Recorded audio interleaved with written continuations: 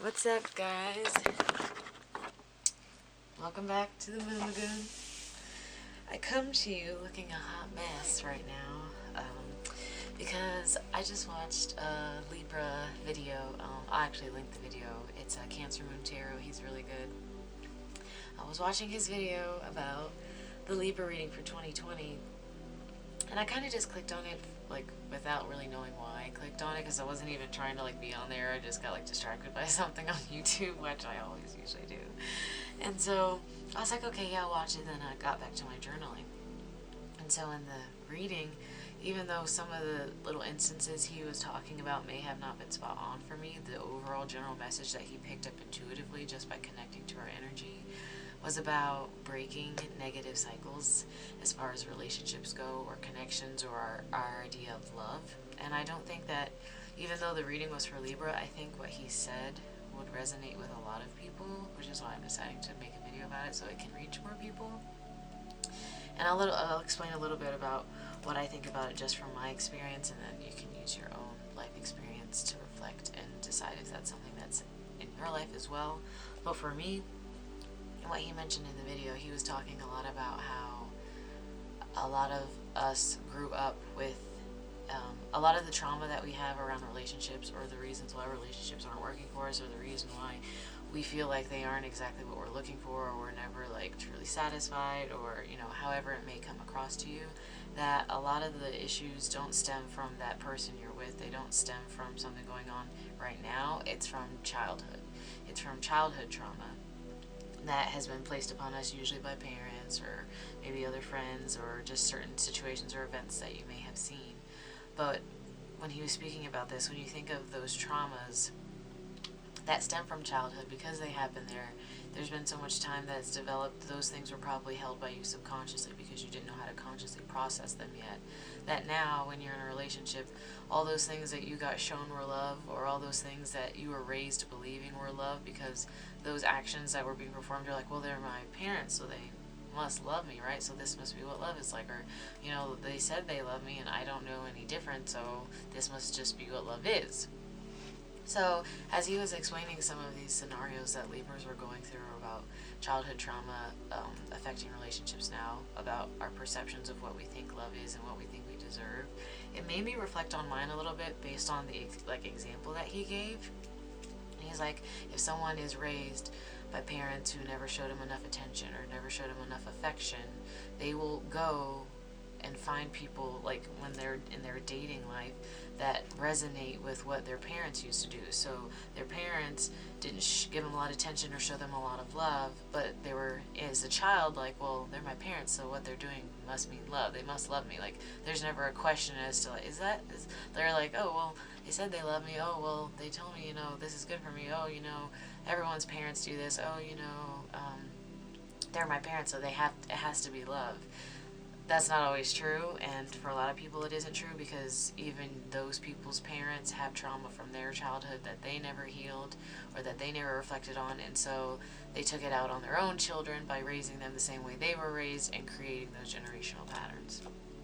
And so in reflecting on this, I was like thinking about my relationships, and I was like, so what's the common denominator for me, since this is something that I do feel like I am breaking this year, these karmic patterns and cycles in relationships. And it was definitely about staying in relationships too long, or accepting less than what I knew I was worth, because my idea of love was just the fact that someone would be present, because my dad was not in my life as a child. So that absence of him as like an entire entity, I was like, oh, well, he's not here, so he must not love me. So then when I start dating, if a guy is just there, I'm like, oh, he must love me because he's here. Because my dad was never there, I equate my idea of a man loving me by just being there. And that's not a healthy way to think about someone loving you and being like, oh, they must love me, they're just here. And so reflecting on this, I've really been laughing at myself because I never noticed that. And I think it's because a lot of times we don't want, like he said in the video, to admit that we have been traumatized. We don't want to admit to our traumas. And so people would always be like, oh, does it bother you this? Does it bother you that? And I was like, no, it doesn't. I seem fine. And it's not in the sense where I should be reflecting on and being like, oh, I'm fine now. It should be, have I healed from whatever it was that may have stemmed from back then? Or have I looked deeper into, am I really okay with it? Or am I creating patterns in relationships based on that relationship? And so by doing this, I really just wanted to share the message with everyone else, because I feel like there are a lot of people who have these ideas about relationships where they're like, oh, my parents were always cold and, pushed me away and weren't very affectionate, so I always date people who are cold or push me away or aren't affectionate, because that's what love is, right? That's love. That's what they grow up thinking love is, so that's what they go looking for, because that should be that's like their ultimate goal. Is like, well, they love me like this and that's all I know. I don't know anything else. And then a lot of times you see these movies and you're like, oh, I can never have anything like that. Oh, that's in the movies. That's why that's like that. But you can have that in real life. It's out there. It is real, but it can only happen once everyone heals this trauma from childhood. If no one's healing, then no one's going to be happy in their relationships. And so, in thinking and recognizing this in myself, at least, and noticing, like, oh, so I thought just because these guys were here, like, that meant they loved me. I could have also subconsciously been doing this with them as well.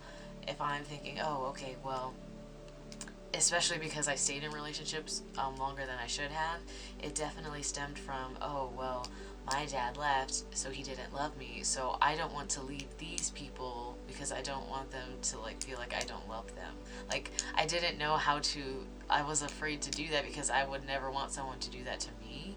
And so I stayed in these cycles, I stayed in these patterns for longer because I was like, oh, well, if I want to show them I love them, I'll never leave because I didn't want to traumatize anybody. And I guess that's just kind of something that may happen, especially if we haven't healed our personal traumas. We will traumatize others or traumatize situations. And I don't want the word traumatized to just be like, like, oh my gosh, like sometimes it's not even super dramatic in the way it happens. It kind of slowly sneaks into your life and then just starts adding up from there, and then it like blows up and you're like, oh shit. But a lot of times I feel like, especially when it comes to not noticing patterns from childhood, it is harder to notice because it's been so long. If something just started popping up in your life now, it would be easier to think, oh, maybe it was from that trauma, that this is why that is. But when it's in childhood, it's a lot farther away. You have to think back a little bit farther and use more of your imagination and more reflection to figure this out. So maybe take a look into the relationships that your parents have, what your idea of love was that you saw, and then see if you find any patterns within yourself in relationships that you've been in, if you're doing any of those things or if you're expecting those things from a partner. I know now that just because a guy is there, just because a guy is like present, doesn't mean that equals love. There should be more there than that in order for you to like actually grow and to actually sustain something and be happy in something and feel loved in something. And so you really need to just know your self-worth. You really need to know what you deserve. You really need to know that if someone truly loves you, someone truly cares about you, that those things that you think are love that clearly aren't, they aren't, especially with deep reflection you recognize they aren't, then you won't ever accept that again. And you won't ever allow yourself to be treated like that again, because you know you're worth more than that. Because you gave everything that you thought was love from what you were shown. You gave as much as you possibly could as far as your reality knew love was, while someone else is giving you 1% of what they know love is. So I just wanted to share a little bit about that because I thought it could be helpful for some people to reflect on that before the end of this year. And I kind of just like thought it was crazy. I had that aha moment. I was like, wow, how did I never notice that about my relationships? So I just thought it'd be cool to share with one another. I hope you guys are spending more time in reflection before this year is over. And yeah, thanks for listening, guys. Take some time to look at that. I really hope you break it if you have it. Thank you for listening. Have a beautiful day or night wherever you are. Peace and love.